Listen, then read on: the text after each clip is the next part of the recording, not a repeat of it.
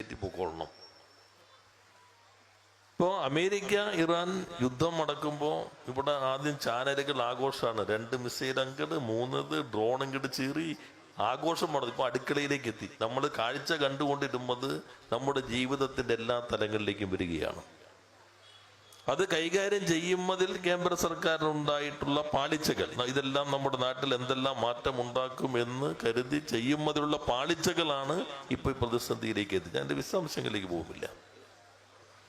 കേരളത്തിലിപ്പോൾ പത്രോസ് സഖാവ് മരണപ്പെട്ട ആ സന്ദർഭത്തിലെ രാഷ്ട്രീയ അവസ്ഥയല്ല ഇപ്പോഴുള്ളത്. തെരഞ്ഞെടുപ്പിൽ നമുക്ക് കനത്ത തിരിച്ചടിയുണ്ടായി. തിരിച്ചടി എന്തുകൊണ്ട് എന്നുള്ളതിനെ സംബന്ധിച്ചുള്ള വിശദാംശങ്ങളിലേക്കൊന്നും പോകുമില്ല. പാർട്ടി വളരെ സൂക്ഷ്മമായി എല്ലാ തലങ്ങളിലും ആ പരിശോധന ചർച്ചകൾ നടത്തിക്കൊണ്ടിരിക്കുകയാണ്. 1957 ഏപ്രിൽ 5 EMS കേരളത്തിന്റെ മുഖ്യമന്ത്രിയായി. അത് കേരളത്തിനും ഇന്ത്യക്കും ലോകത്തിനും ഒരു പുതിയ അനുഭവമായിരുന്നു.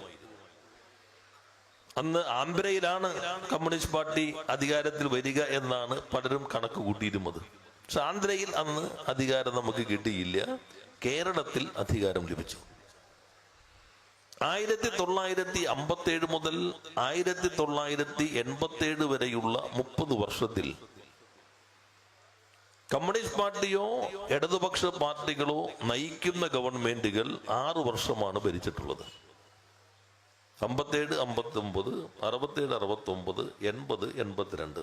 CPI പിന്നെ ഇടയ്ക്ക് കോൺഗ്രസിന്റെ ഭാഗമായി ഉണ്ട്. കമ്മ്യൂണിസ്റ്റ് പാർട്ടിയോ ഇടതുപക്ഷ ഗവൺമെന്റുകളോ 30 വർഷത്തിനുള്ളിൽ 6 വർഷമാണ് ഭരിച്ചിട്ടുള്ളത്. 87 കഴിഞ്ഞപ്പോൾ നമ്മൾ വീണ്ടും അധികാരത്തിൽ വരുമ്പോൾ 91-ൽ 2 തെരഞ്ഞെടുപ്പ് ഒന്നിച്ച് നടക്കട്ടെ എന്ന് കരുതി കാലാവധി 1 വർഷം ബാക്കി നിൽക്കെ രാജിവെച്ച് തെരഞ്ഞെടുപ്പിന് അഭിമുഖീകരിച്ചു. പക്ഷെ ഫലം നമുക്കെതിരായി. 1996-ൽ വീണ്ടും നമ്മൾ അധികാരത്തിൽ വന്നു. 96-ൽ നമ്മൾ അധികാരത്തിൽ വന്നപ്പോഴാണ് കേരളത്തിന്റെ ചരിത്രത്തിൽ ആദ്യമായി കമ്മ്യൂണിസ്റ്റ് പാർട്ടിയോ ഒരു ഇടതുപക്ഷ സർക്കാരോ കാലാവധി പൂർത്തീകരിക്കുന്നത്. 1957 മുതൽ 2001 വരെയുള്ള കേരളത്തിന്റെ ചരിത്രത്തിൽ കമ്മ്യൂണിസ്റ്റ് പാർട്ടിയോ ഇടതുപക്ഷ ഗവൺമെന്റോ കാലാവധി അവന് മുൻപ് പൂർത്തീകരിച്ചൊരു അനുഭവമേ ഇല്ല. നമ്മളെ കുറിച്ചുണ്ടായിരുന്ന പരാതി തന്നെ ഇവർക്ക് ഭരിക്കാൻ അറിയില്ല, സമരം ചെയ്യാൻ അറിയുള്ളൂ, കാലാവധി പൂർത്തീകരിക്കുകയില്ല. എന്നാൽ 96-2001 കേരളം ലോകത്തിന് പുതിയ വികസന മാതൃക സംഭാവന ചെയ്ത ഗവൺമെന്റിനാൽ നയിക്കപ്പെട്ട കാലമാണ്.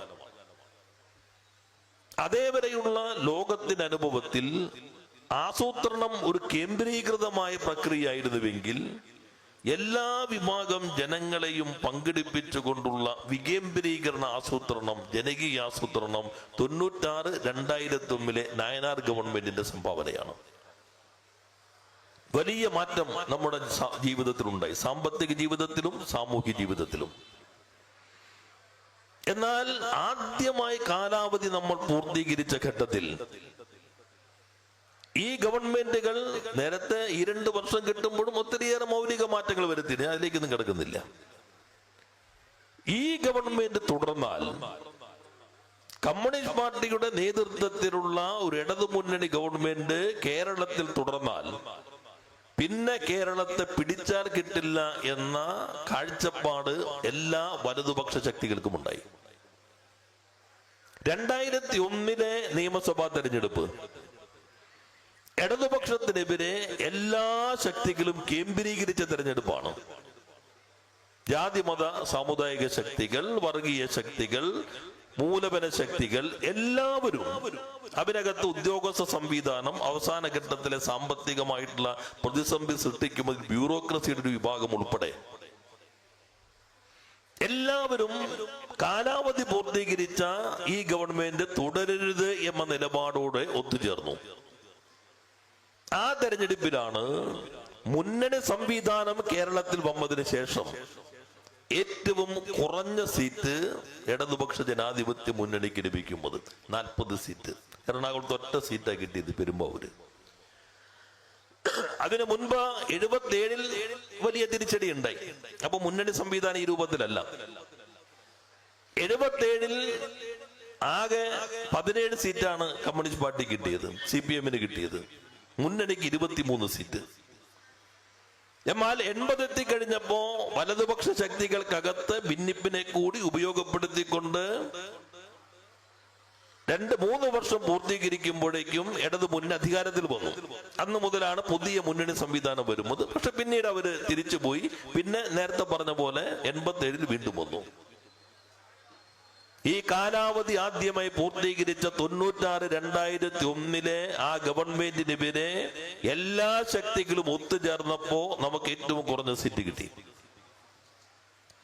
എന്നാൽ 5 വർഷത്തിനുള്ളിൽ ഈ എല്ലാ ശക്തികളും ചേർന്ന് നമുക്കെതിരെ നിലപാട് സ്വീകരിച്ചെങ്കിലും ജനവിശ്വാസം വീണ്ടെടുത്ത് ജനങ്ങൾക്കിടയിൽ പ്രവർത്തിച്ച് ഈ 2 ഗവൺമെന്റുകളുടെ അനുഭവങ്ങൾ കൂടി ജനങ്ങൾ വിലയിരുത്തി ഒറ്റക്കെട്ടായി ഇടതുപക്ഷ ജനാധിപത്യ മുന്നണി ഗവൺമെന്റ് പ്രവർത്തിച്ചതിന്റെ ഭാഗമായി 2006-ൽ കേരളം വീണ്ടും ഇടതുപക്ഷ ജനാധിപത്യ മുന്നണിയുടെ ഭരണത്തിലേക്ക് വന്നു. പിന്നെ നമുക്കറിയാം 2011 ആ തെരഞ്ഞെടുപ്പിൽ വിജയത്തോടടുത്തെത്തിയ പരാജയമായിരുന്നു. 3 സീറ്റിലാണ് തുടർച്ച നഷ്ടപ്പെട്ടത്. നഷ്ടപ്പെട്ട സീറ്റുകളുടെ വോട്ടുകളുടെ എണ്ണം വളരെ പരിമിതമായിരുന്നു. 2016 എത്തിക്കഴിഞ്ഞപ്പോ വീണ്ടും ഇടതുപക്ഷ ജനാധിപത്യ മുന്നണി അധികാരത്തിലേക്ക് വന്നു. 2021-ൽ ഒരു തുടർച്ച ഉണ്ടാകില്ല എന്ന് പലരും കണക്ക് കൂട്ടിയെങ്കിലും ചരിത്രത്തിൽ ആദ്യമായി ഇടതുപക്ഷ ജനാധിപത്യ മുന്നണി ഗവൺമെന്റ് അതിന് മുൻപ് നേടിയതിനേക്കാളും കൂടുതൽ സീറ്റോടുകൂടി രാഷ്ട്രീയ അധികാരത്തിലേക്ക് വന്നു. ചരിത്രത്തിലെ ഈ തുടർച്ച എല്ലാ വലതുപക്ഷ ശക്തികളെയും അലോസരപ്പെടുത്തിയിട്ടുണ്ട്. ഈ തുടർച്ച തുടർന്നാൽ കേരളത്തിനകത്ത് ഇടതുപക്ഷ പ്രസ്ഥാനത്ത് പിന്നീട് ഒരിക്കലും തിരിച്ചു മാറ്റാൻ കഴിയില്ല എന്ന ധാരണയോടുകൂടി 2001-ൽ അണിനിരന്നതിനേക്കാൾ ശക്തിയോടുകൂടി വലതുപക്ഷ ശക്തികളും മാധ്യമങ്ങളും എല്ലാവരും ഒറ്റക്കെട്ടായി അണിചേർന്നിട്ടുണ്ട്. നമ്മുടെ ഗവൺമെന്റ് 10 വർഷം കേരളത്തിന്റെ സാമൂഹിക സാമ്പത്തിക ജീവിതത്തിൽ വലിയ മാറ്റങ്ങൾ വരുത്തിയതാണ്. ഒരാളും ഗവൺമെന്റിനെതിരെ ഒരു വർത്തമാനവും പറഞ്ഞിട്ടില്ല. തുടർച്ചയായ പ്രചാരവേലകൾ, നുണപ്രചാരവേലകൾ, പലതരത്തിലുള്ള വ്യാഖ്യാനങ്ങൾ, അതെല്ലാം തുടർച്ചയായി നടത്തി നമുക്ക് തിരിച്ചടിയേറ്റു. ഇത് പ്രധാനപ്പെട്ടതാണ്. ഈ തുടർച്ച ഉണ്ടാകരുത് എന്ന കാഴ്ചപ്പാടോടുകൂടി എല്ലാവരും അണിചേർന്നപ്പോ നമുക്ക് 2001-ലെ അതിനേക്കാളും കുറഞ്ഞ അവസ്ഥയിലേക്ക് ഈ 2026-ലെ തെരഞ്ഞെടുപ്പിലേക്ക് എത്തി. കമ്മ്യൂണിസ്റ്റ് പാർട്ടി തെരഞ്ഞെടുപ്പുകൾ മാത്രം അടിസ്ഥാനപ്പെടുത്തി പ്രവർത്തിക്കുന്ന പാർട്ടിയല്ല. പാർലമെന്ററിയേതര പാർലമെന്ററി സമര രൂപങ്ങളെ കോർത്തിണക്കി പ്രവർത്തിക്കുന്ന പാർട്ടിയാണ്. തെരഞ്ഞെടുപ്പിലെ ജയാപജയങ്ങൾ അടിസ്ഥാനപ്പെടുത്തിക്കൊണ്ട് മാത്രം പ്രവർത്തിക്കുന്ന സംവിധാനമല്ല. അത് പ്രധാനപ്പെട്ടത് തന്നെ. തെരഞ്ഞെടുപ്പ് രാഷ്ട്രീയത്തിൽ ഇടപെടുന്ന പാർട്ടി എന്ന നിലയിൽ പ്രധാനപ്പെട്ടത് തന്നെയാണ്. എങ്ങനെയാണോ 77-ലെ ആ 17-ലും അല്ലെങ്കിൽ മുന്നണിയുടെ 23-ൽ നിന്ന് നമ്മൾ 80-ൽ തിരിച്ചു വന്നത്, എങ്ങനെയാണോ 2001-ൽ മുന്നണി സംവിധാനത്തിൽ ഏറ്റവും കനത്ത തിരിച്ചടിയിൽ നിന്ന് 2 വർഷത്തിനുള്ളിൽ തന്നെ തിരിച്ചു വന്നത്, അതിനേക്കാളും ശക്തമായി ഈ തിരിച്ചടിയിൽ നിന്ന് കേരളത്തിൽ ഇടതുപക്ഷ പ്രസ്ഥാനം ഉയർന്നു വരും എന്ന കാര്യത്തിൽ ഒരു സംശയവുമില്ല. എന്നാൽ അത് സ്വാഭാവികമായി ഇങ്ങനെ തന്നെ പോയാൽ നടക്കുമെന്ന് പാർട്ടി കരുതുമില്ല. അതുകൊണ്ടാണ് വളരെ ആഴത്തിലുള്ള ഒരു പരിശോധന നടത്താൻ പാർട്ടി തീരുമാനിച്ചത്. പാർട്ടി സംസ്ഥാന സെക്രട്ടേറിയറ്റ് ചേർന്നു, പ്രാഥമികമായ ഒരു വിശകലനം നടത്തി. അതിനടിസ്ഥാനത്തിൽ വീണ്ടും ഹ്രസ്വമായി കുറിപ്പിനെ അടിസ്ഥാനപ്പെടുത്തി വീണ്ടും ഞങ്ങൾ സെക്രട്ടേറിയറ്റ് ചേർന്നു. അതിനുശേഷം സംസ്ഥാന കമ്മിറ്റി വിശദമായി 2 ദിവസം ചേർന്നു.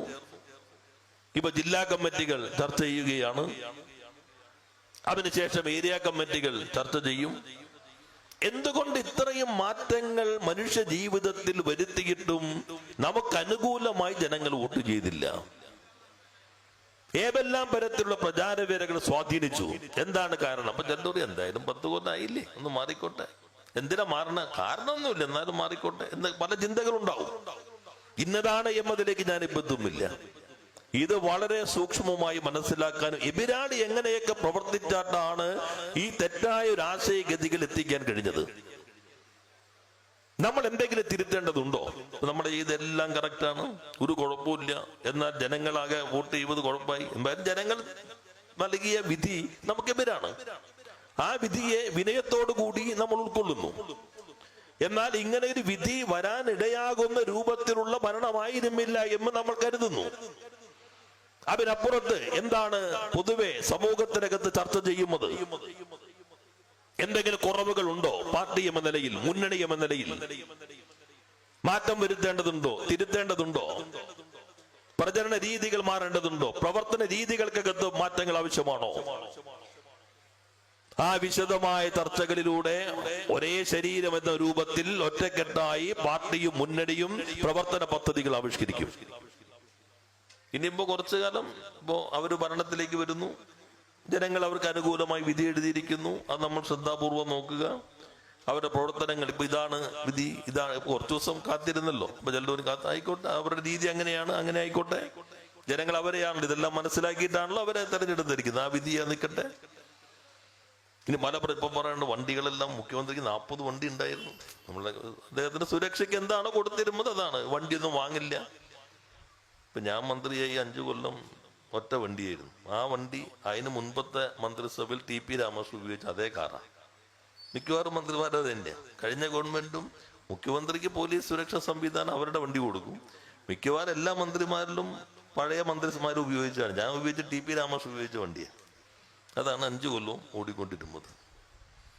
പക്ഷേ മാറ്റങ്ങൾ എന്തൊക്കെയാണ് ചെയ്യുമ്പോൾ ഞങ്ങൾ ക്രിയാത്മകമായി പ്രതിപക്ഷം എന്ന നിലയിൽ പ്രവർത്തിക്കുമെന്ന കാര്യം നിയുക്ത മുഖ്യമന്ത്രി സന്ദർശിക്കാൻ വന്ന ഘട്ടത്തിലും പ്രതിപക്ഷ നേതാവും അതുപോലെ തന്നെ പാർട്ടി സെക്രട്ടറി പരസ്യമായി മാധ്യമങ്ങളോട് വ്യക്തമാക്കിയിട്ടുണ്ട്.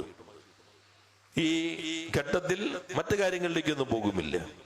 ആഴത്തിലുള്ള പരിശോധനയ്ക്ക് ശേഷം ഒരു കർമ്മ പദ്ധതി ആവിഷ്കരിച്ചുകൊണ്ട് നഷ്ടപ്പെട്ട ജനവിശ്വാസം വീണ്ടെടുക്കാൻ, ജനങ്ങളിലേക്ക് കൂടുതൽ ഇറങ്ങിച്ചെല്ലാൻ, ജനങ്ങളെ പഠിപ്പിക്കാനും ജനങ്ങളിൽ നിന്ന് പഠിക്കാനും കമ്മ്യൂണിസ്റ്റ് പാർട്ടിയുടെ പ്രവർത്തന രീതിയിലൂടെ പാർട്ടിയും ഇടതുപക്ഷ പ്രസ്ഥാനങ്ങളും ഒന്നാകെയും മുന്നോട്ട് വരും. ഈ നാട്, ഈ ലോകം ആഗ്രഹിക്കുന്ന മാറ്റങ്ങളുണ്ട്. ഇപ്പൊ ന്യൂയോർക്ക് കണ്ടില്ലേ? അമേരിക്കയുടെ ന്യൂയോർക്കിനകത്തുള്ള ഇടതുപക്ഷ മേയർ വലിയ മാറ്റങ്ങൾ ട്രംപിനെ വെല്ലുവിളിച്ചുകൊണ്ട് രാഷ്ട്രീയ അധികാരത്തിലേക്ക് വന്നില്ലേ? അപ്പൊ തിരിച്ചടികൾ നിരാശയോടെ കാണുന്നവരല്ല കമ്മ്യൂണിസ്റ്റുകാർ. തിരിച്ചടികൾ ഉണ്ടാകും. അത് പാർലമെന്റ് രംഗത്താകാം, പ്രക്ഷോഭ രംഗത്താകാം, മറ്റ് മേഖലകൾക്കകത്താകാം. നേരെ ഒറ്റ കോവണി പോലെ മുന്നോട്ട് പോകുമെന്ന് കരുതുന്നവരല്ല. പിരിയൻ കോവണി പോലെയാണ് ചരിത്രത്തിന്റെ പ്രയാണം. പിരിയൻ കോവണിയാകുമ്പോ ഒന്ന് കേറുമ്പോ ചിലപ്പോ ഒന്ന് ഇറങ്ങുന്നത് പിന്നെയും കയറാൻ വേണ്ടിയാണ്. അതിങ്ങനെ കേറുന്നത് ഒടുവിൽ മുന്നോട്ട് പോകാനാണ്. അതുകൊണ്ട് ഇടതുപക്ഷ പ്രസ്ഥാനവും കമ്മ്യൂണിസ്റ്റ് പ്രസ്ഥാനവും മുന്നോട്ട് പോകും. എല്ലാ തിരിച്ചടികളും അതിജീവിച്ച് വിനയപൂർവം ജനങ്ങൾ നൽകിയിട്ടുള്ള വിധി ഉൾക്കൊണ്ടും ആവശ്യമായ മാറ്റങ്ങൾ വരുത്തിയും കൂടുതൽ ജനവിശ്വാസത്തോടെ മുന്നോട്ട് പോകും.